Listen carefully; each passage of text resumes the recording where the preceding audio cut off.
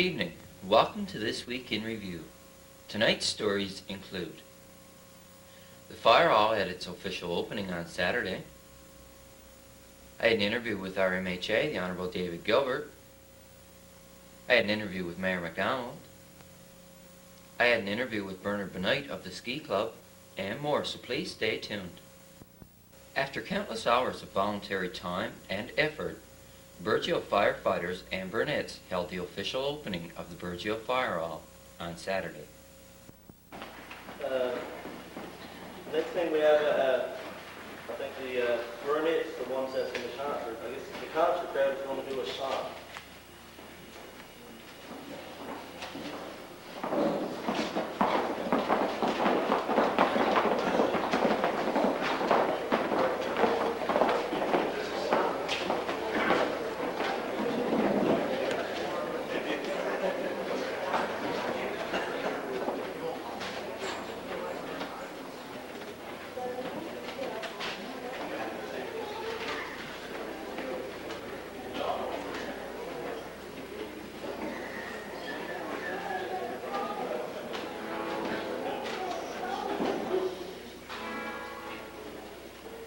This song is entitled "Laying Off the Plains," which I think is quite appropriate for this occasion.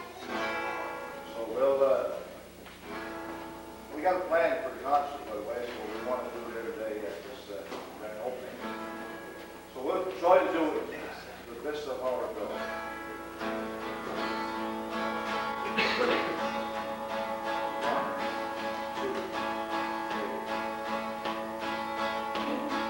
Many a song has been written on miners who toil underground from the dawn of the dark, and farmers and fishermen too have been noted. They've all left their mark. For one goes unmentioned in all his tributes. The very profession we seldom hear named. These men suffer danger as part of their duty. The men of the flames.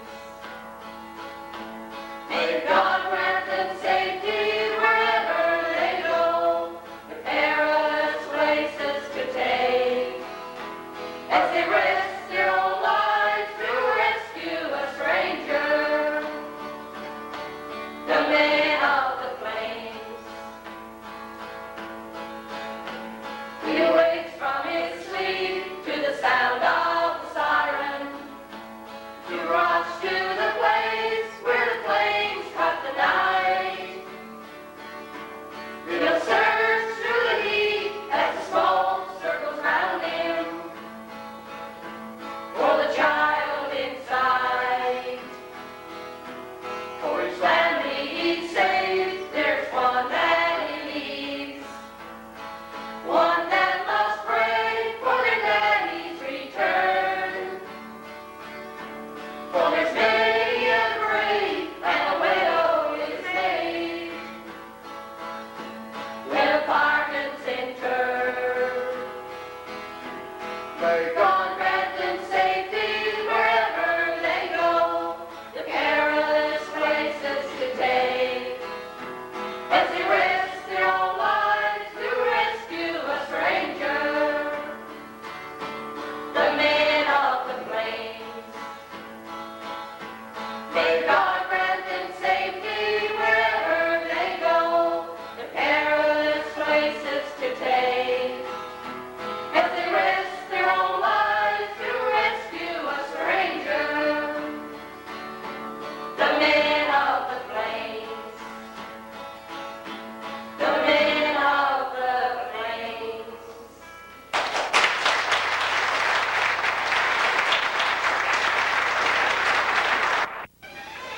Now, just to make everything official, we don't cut a ribbon. We have the uncoupling of the holes.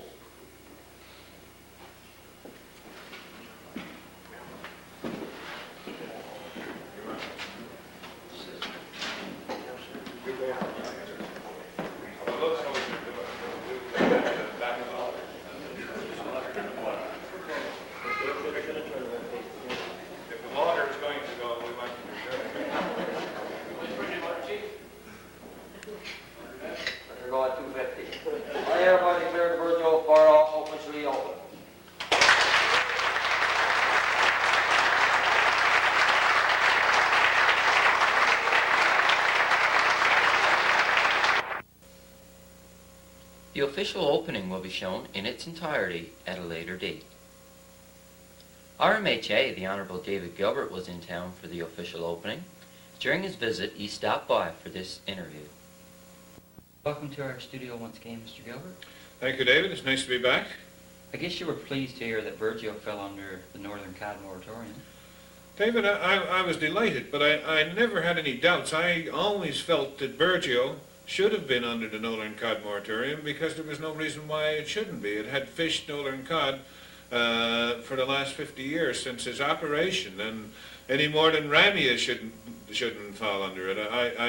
I felt that it could. The fact that, you know, in the last years when the federal government made those rules that said you had to process so much fish in 1990 and 91, it was fairly obvious to everyone, I think, that the only reason that Burgeo, if there was any doubt about the amount of fish that Burgeo processed in 1990, was because of the fact that National Sea had been asked to put some of the fish that normally would have gone into Burgeo into the St. John's plant. That Burgeo falling under the Northern Cod moratorium will give Mr. Crosby an excuse to put the investigation into sea freeze on the back burner? I hope not, David. I hope, and I'm going to be calling on Mr. Crosby on tomorrow morning, as a matter of fact, and asked him to state that he is still carrying on the investigation, and I'm still going to be asking him to come to Burgeo and explain to the people of Burgeo what exactly did happen, and if indeed Mr. Barry did break that deal. Mr. Gilbert's interview will be shown in its entirety after tonight's program. I also spoke to Mayor MacDonald this past week concerning the Northern Cod moratorium. Welcome to our studio once again, Mayor MacDonald. It's great to have you here with good news. Thank you, Dave. I guess everyone knows by now that Burgeo has qualified for the Northern Cod moratorium. I guess Council was relieved to hear the good news on Friday. Most certainly was, Dave. We've been working at this for a long time, the Council and the Action Committee and the Fishermen's Union as well, and we've been working towards this for a long time, and I guess over the past month or so we certainly was getting positive responses, but we certainly didn't know for sure. I guess we weren't 100% sure until we received a call on Friday from Mr. Crosby's office, and that certainly was a call that was most welcomely received, and it certainly bear the good news that we were looking for. I noticed that your vehicle spent countless hours in the Council office over the past number of weeks, so I guess you were quite relieved as well. Yeah, since I guess September when we met with Mr. Barry into Cornerbrook. At that time he laid out his plans for the Burgeo plant. I spent a lot of hours at the council office making phone calls and waiting for return calls to come in, and this is what it was all about, Dave, and I'm quite relieved to have got the word on Friday. Okay, many residents are wondering how much they will receive under the moratorium. How is the amount that a person will receive determined? Well, basically what the moratorium package means is, first of all, I guess in order for any plant to qualify, you had to have the magic number of 10% of 2-3KL cod produced in your plant. And we met that criteria, and that had to be in 1990 or 91. So we met that criteria by, I think it was around 13% we produced. And that qualified the plant under the moratorium package. And individuals' earnings, I guess, will be based on the last 3 years of their UIC benefits, an average of the last 3 years. They will receive 70% of that, plus 5%. And in addition, they're allowed to earn up to 25% without interfering with their compensation in the package. Okay, are there any added incentives for anyone that decides to do upgrades with regard to education? This is another thing the package takes in, and I guess in order for a person to qualify, an individual, they had to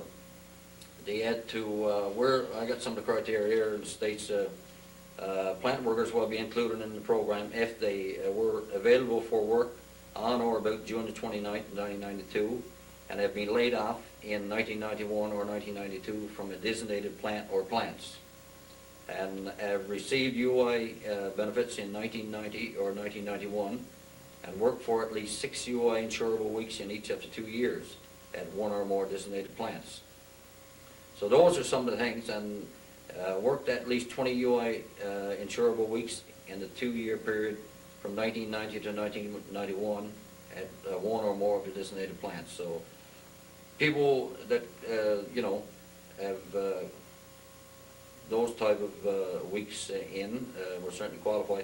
But basically what we're looking at here, Burgeo, I assume that pretty well everybody will qualify. There's not going to be many that's not going to qualify. But even with that being said, there is special cases that's got to be taken into consideration, individual cases where people didn't meet the criteria due to no fault of their own, this type of thing. So there, those cases will be looked at as well.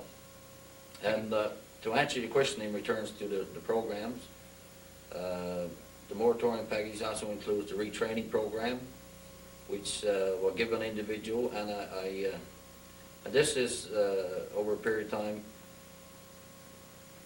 I guess get back to the compensation package again. The maximum is $406 a week that an individual will receive. The minimum is $225. In order to maintain your top status or your top amount, you have to be willing to retrain, and that means to upgrade, I guess, your education to grade 12 if you don't have it. Go to trade schools or university or whatever to retrain for other jobs as well. You got to be willing to do that in order to maintain your rate. If you refuse to do that, you automatically go back to $225. And this is certainly a opportunity for people to educate themselves and retrain for other jobs if they want it. And also in the program is the early retirement package. Now this one is from the age of 55 to 60.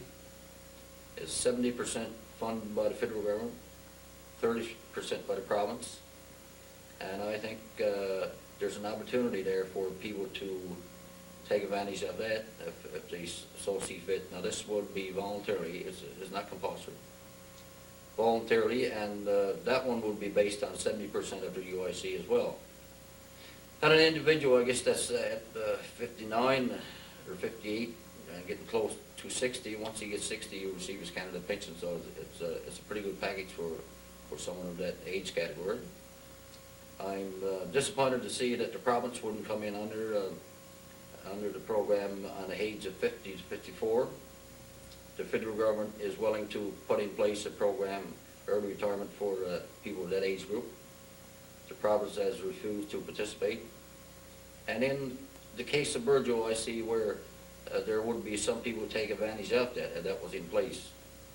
More in particular, some of the older age women that's working in the workforce certainly would be pleased to take advantage of that one, but unfortunately the province won't participate, and it's sad to see, that they won't be able to get involved in this. Will this early retirement package still be in effect once the fishery reopens, or is it just during the moratorium? I don't want to comment on that one too much, Dave, but I believe it's just during the moratorium. I think there's a cutoff point to this. The people do have a period of time to make up their minds. It's not an overnight thing. You've got a period of time to make up your mind if you're going to take advantage of this. But the old package itself, the Northern Cod package, the federal government put out a contract to get this program administered. Now, the Fishermen's Union has the contract to administer this program, and that means in terms of getting out into the communities and doing the field work, getting the applications made out, and this will be done in the near future. There will be two individuals employed in this community to make applications, and this is the work that's got to be done, and certainly everyone in the community for everyone that's involved into it have to make application, and the applications have to be sent in and processed before anyone can receive benefits. So I guess the 2 years for the moratorium also gives individuals in this area a chance to try to straighten out the deal with Barry, one of the owners of the plant. Exactly, Dave. That was one of the key things that we were looking at, and we wanted some breathing space, if you want to refer to it as that, in order to deal with the problems we have here with sea freeze. And I might add that while talking to Mr. Crosby's assistant on Friday, he assured me that once the investigation is completed, they will be coming to Virgil for a meeting to try and solve some of the problems. And it's pointless for him to come in without the investigation being completed, because he can't tell us any more than he knows now. But it gives us some breathing space, and I believe the committee, the action committee itself, their work is just going to start. I mean, starting next week, that's when the work for the action committee starts, because we can't wait till the fishery reopens and try and solve our problems. It's got to be done now. Whatever has got to be done to the plant has got to be done in the next year or 18 months. We've got to be ready when the fishery reopens to take part in the fishery, because everybody's not going to be a part of the fishery in the future. It's certainly sad, but I mean, it's a reality that there's too many people in the fishery and too many fishermen, and somebody's got to go. But we want to make sure that Virgil is a part of the fishery in the future, and we got to try and put something in place to make sure that our plant is ready when the codfish stocks is reopened. Okay, one last question on the moratorium. When does the moratorium come into effect? Dave, I can't answer on that one. You know, it was just announced, but in regards to that, I would assume immediately or in the next week or 10 days at least. But if anyone is presently on a UIC claim and they will receive more money under the moratorium, then they will be topped up to whatever amount they qualify for. And if anyone has enough stamps to apply for another claim when this one is exhausted, say in February, they must do so. And the same applies there.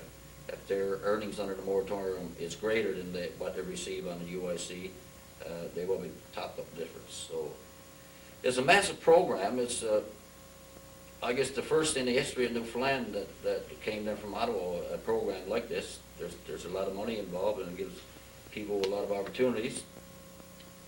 And I certainly think that the diversification committee that's formed there in Virgil has a part to play in this as well. They've got to be quite involved and see that you know, things is done as much as possible in regards to their line of work.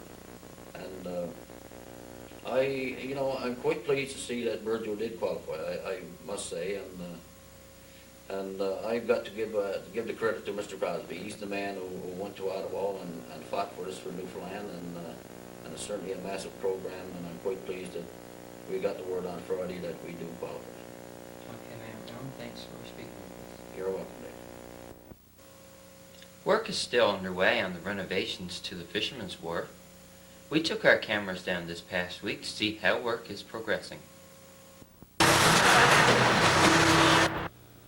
When we visited the bait depot on Friday, workers were busy pouring cement. Due to the recent cold spell we had, they were wondering whether or not they would be able to pour the final batches of cement. However, with the milder weather we had towards the end of the week, with a few tarps to keep the rain out, workers poured the final lots of cement on Friday.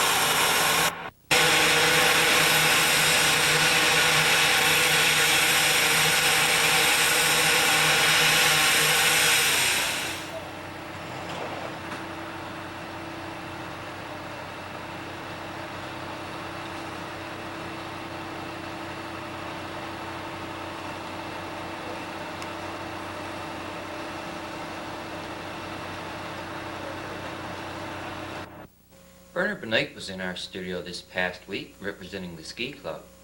He gave us an update on some of the activities that the ski club have been involved with and some of their upcoming plans. Mr. Benoit, I understand that the ski club have had a number of events and projects on the go since their last ski season. Can you briefly tell us a little bit about the different events? Yes, Dave. Well, I think two main areas we've been involved in since last year. I guess the biggest one being trail development. We've had a number of projects on the go over on the Fox Farm Trail, and we've also done some work up in the Sandbanks area over the summer and fall. The project work began with a challenge project that we had applied for last year from one of our regular meetings. We had 4 students on for 6 weeks during the summer month on that one, and they cut a new trail over the Fox Farm, in the Fox Farm area.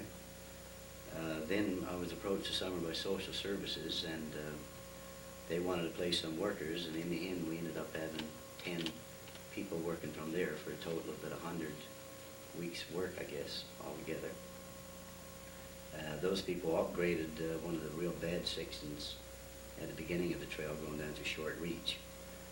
And then we were successful in getting a project as well from Manpower, one of those Section 25 ones. And that's ongoing right now, cutting new trails and over on the Fox Farm Trail, and doing some work up on the Sandbanks Trail as well. They're cutting through, I suppose, about a mile of woods, I guess, so that'll add some more new shelter trails for us this year. And they're also doing some upgrading on the trail base.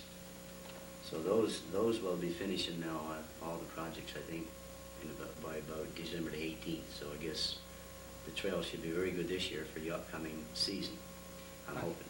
Okay, what types of events do you have planned for the ski club? Well, this year we have a number of things planned right now. I think hopefully we'll have the trails on the go.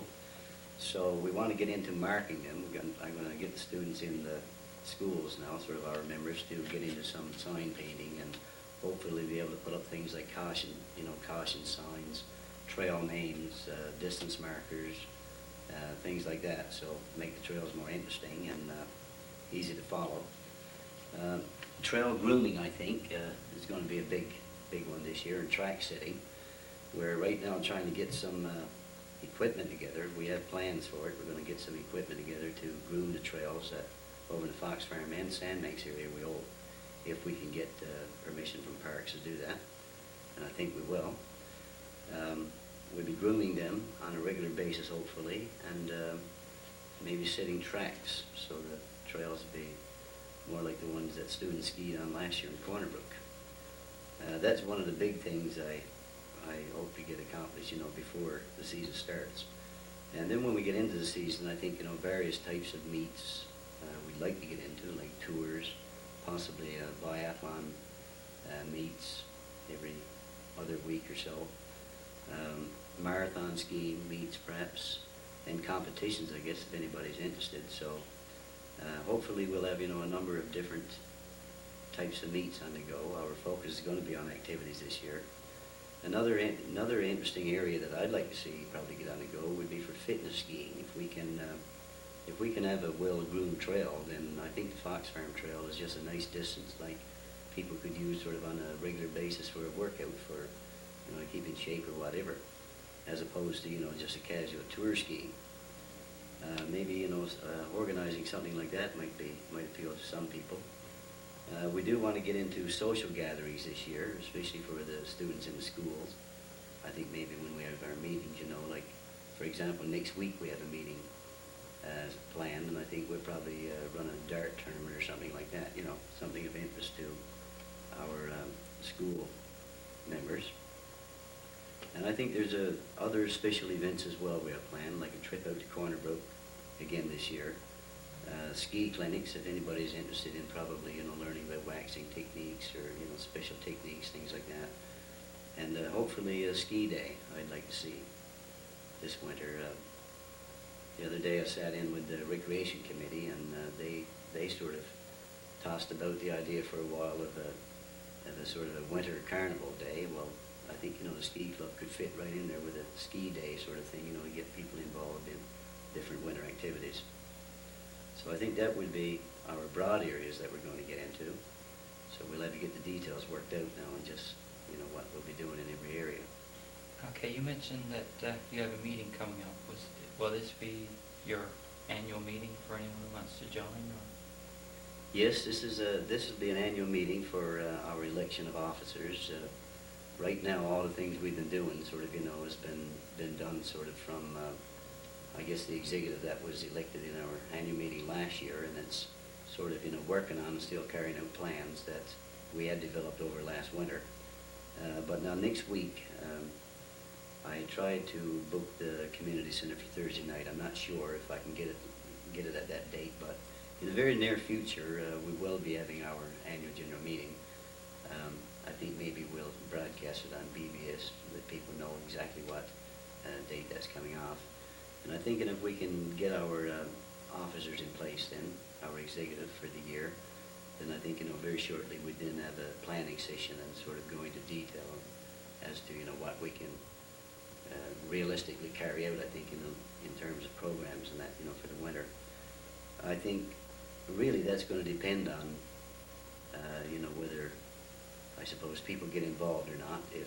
If there are members of the general public out there who are interested in skiing and joining our club, I'd certainly like to remind them that, you know, this is a public club and it's open to anybody at all, and we'd be very glad to have more adults, I think, take part and probably, you know, set up focus sort of on activities for adults, because personally I've been sort of working mostly with the people in school, and as such, you know, the club has been, I think, you know, pretty much a school club to date. But really the club is working for the entire community, I think, you know, trying to develop trails for everybody, and hopefully we'll be able to offer activities that everybody could get involved into. So I'd say to the public, if you're interested in getting into skiing this year in a big way, attend our meeting and see what you can do to help us. Okay, do you have any age restrictions for your club? We accept members from 7 up. That's in line with the provincial association. We are affiliated with those, and they have, you know, members from 7 up, so we have the same sort of ages and categories. So that sort of our club just fits in with the provincial standards. Okay, well, it sounds like a real fun club for anyone that enjoys cross-country skiing. Yeah, well, Dave, last year it was a poor year. We never got much skiing in at all. I can't remember on a single occasion where it was really fit to ski, but this year I think if Mother Nature deals with such a bad blow as she did last year, I think we're going to be prepared to try and overcome all that and get at that soft snow underneath the ice. Okay, Mr. Benoit, thanks for speaking with us, and we hope you'll keep us posted on the events and happenings of Burgeo Ski Club. Okay, Dave, I'll do that. Thank you. That's right. As winter approaches, so does the ice hockey season. Be sure and tune in to BBS from Monday to Thursday at 7 p.m. when we will be showing the games played in St. George's last year at the Robert Lee Memorial Hockey Tournament.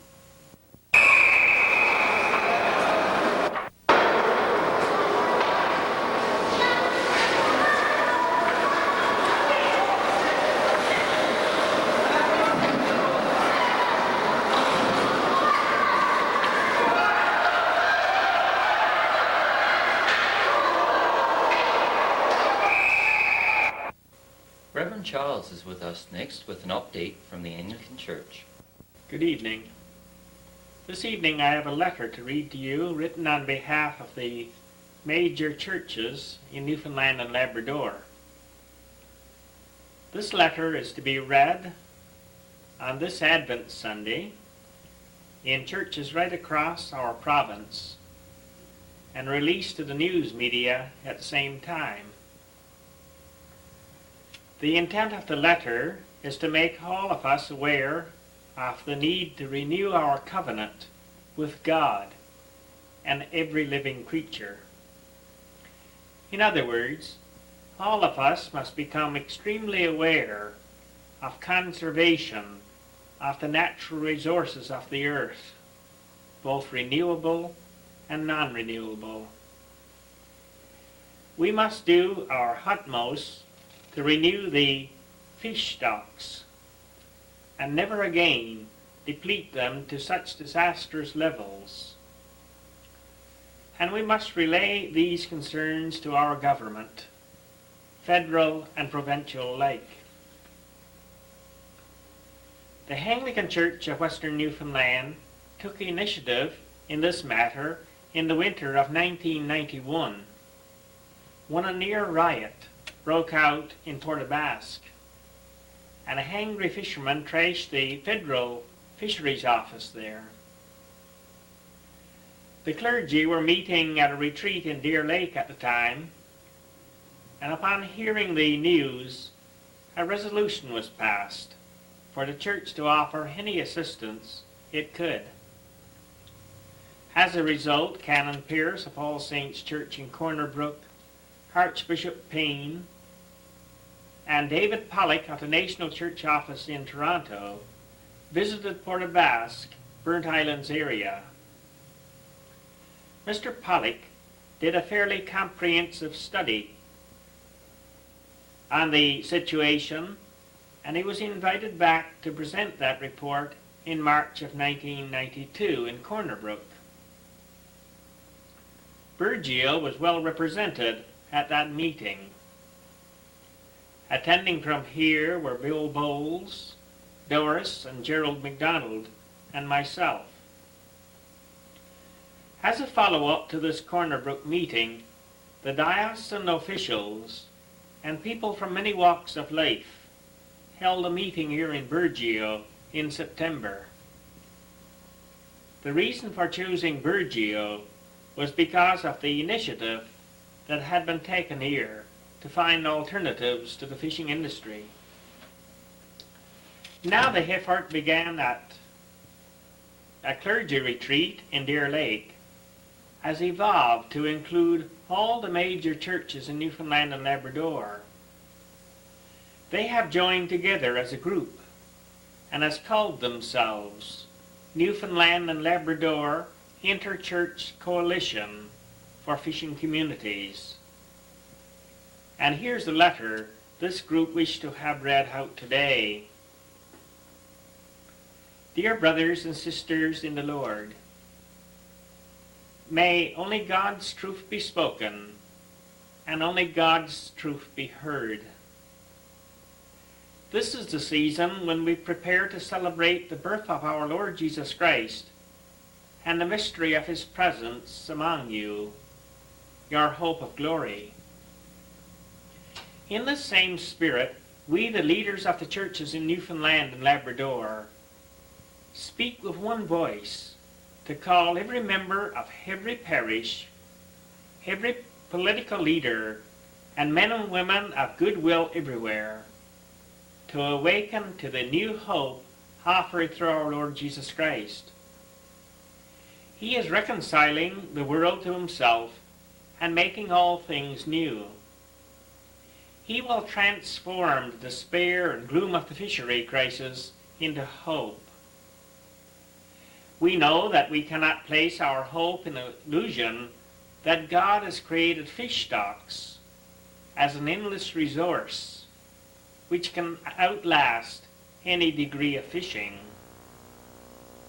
Still less can we place our hope in the illusion that we can control God's resource to use them as we will, instead of being stewards who have these resources on trust.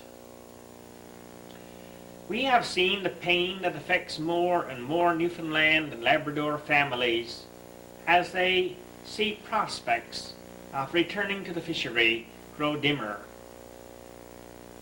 Such uncertainty can give rise to dark attitudes and behavior at odds with our Christian living.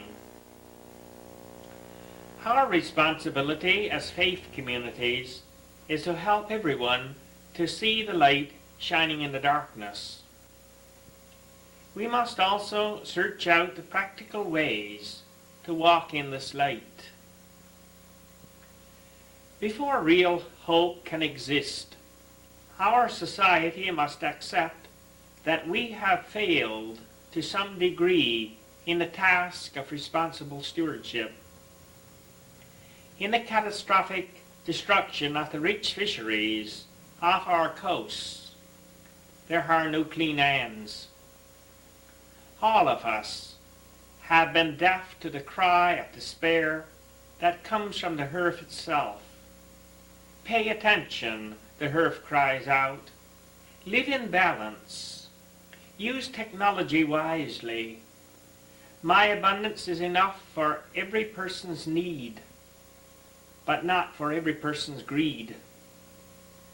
The prophet Hosea says, "Therefore the land mourns, and all who dwell in its languish, and also the beasts of the field, and the birds of the air, and even the fish of the sea are taken away." Such were the environmental effects of violating God's covenant.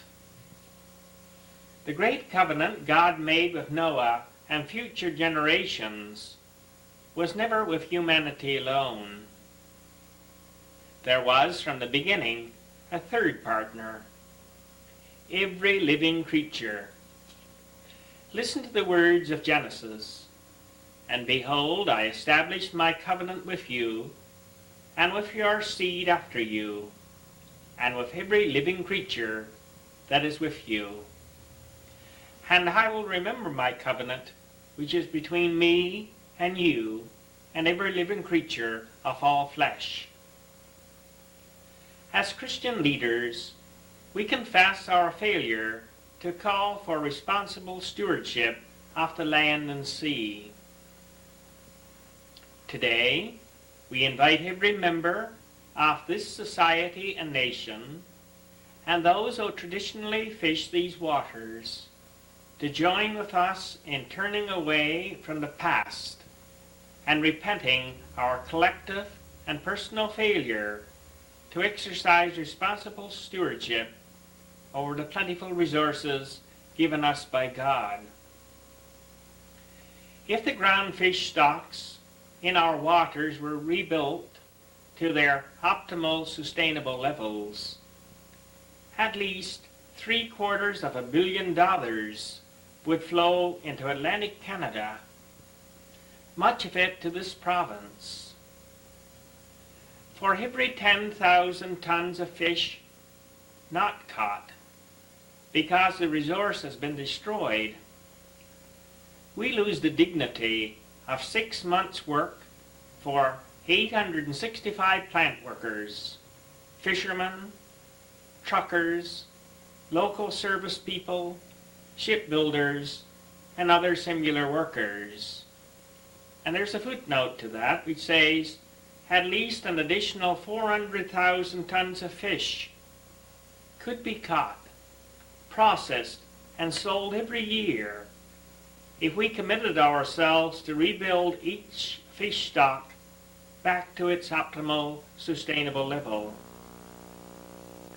This would translate into a minimum of 17,000 full-time jobs, using the multiplier factor applied to the industry by government economists.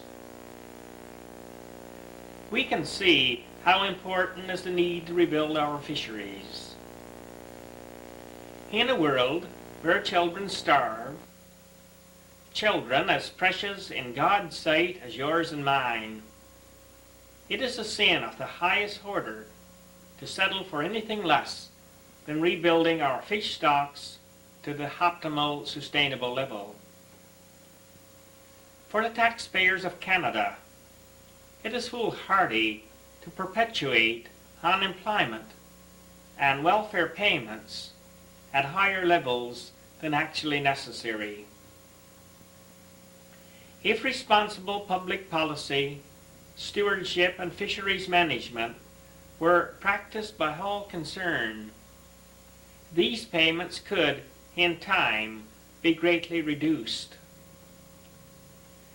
For the people of Newfoundland and Labrador, living in this fragile economy, the only ethical course of action is to undertake an energetic and dedicated effort to rebuild the fishery, stock by stock and species by species.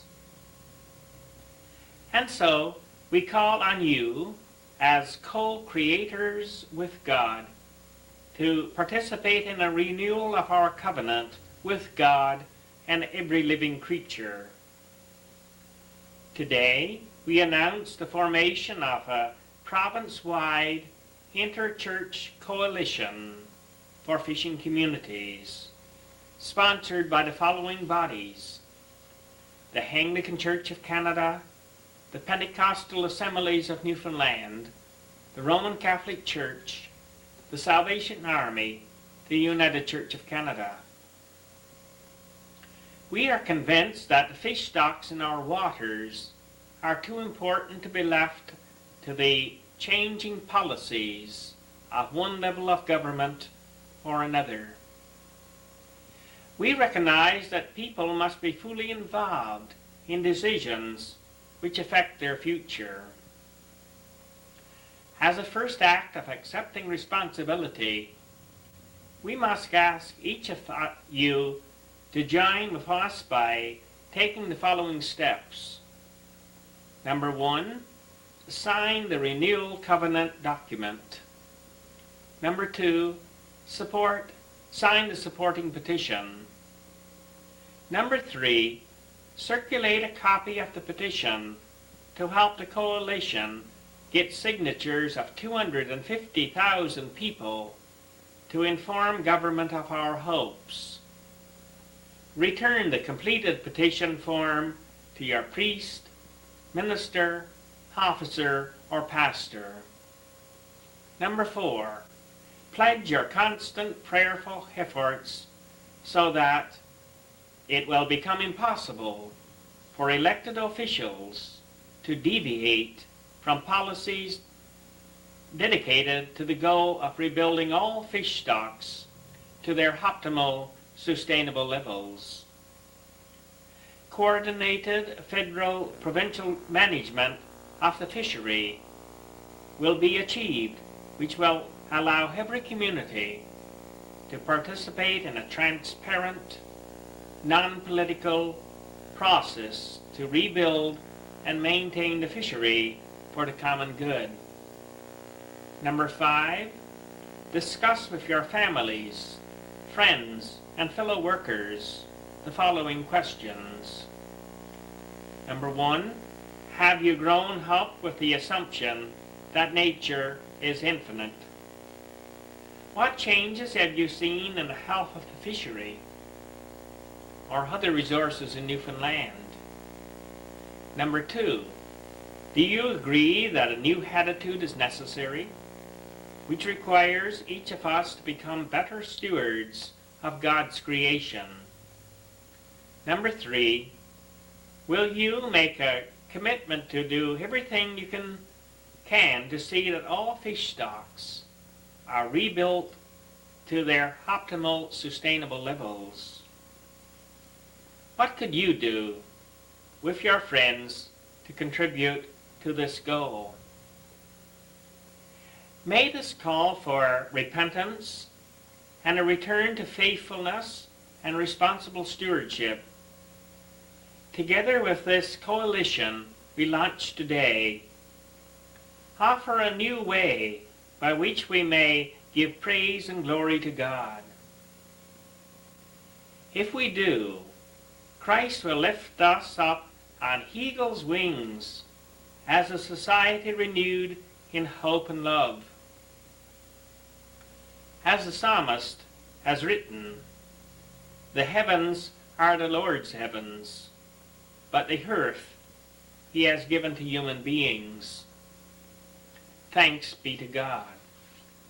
Sincerely, in one Lord Jesus Christ, for the Anglican Church of Canada, Most Reverend Stewart Payne, Archbishop and Metropolitan of the Province of Canada, Right Reverend Martin Mate, Bishop of Eastern Newfoundland and Labrador, Right Reverend Edward March, Bishop of Central Newfoundland, For the Pentecostal Assemblies of Newfoundland, Pastor Roy King, General Superintendent, Pastor Barry Grimes, Western District Superintendent, Pastor Hardy E. Perry, Eastern District Superintendent.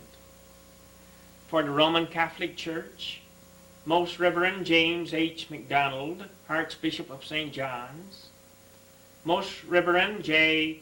Faber MacDonald, Bishop of Grand Falls, Most Reverend Raymond J. Lavey, Bishop of St. George's, the Most Reverend Andre Goodrow, Bishop of Labrador, Shefferville.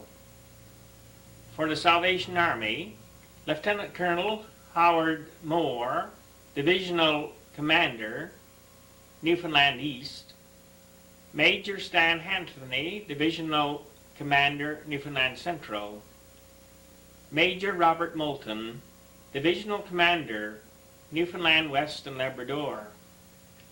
For the United Church of Canada, the Reverend Bruce Cook, President, Newfoundland and Labrador Conference, the Reverend Ambrose Newberry, Chairperson, East District, and the Reverend Frank Curtis, Chairperson, West District.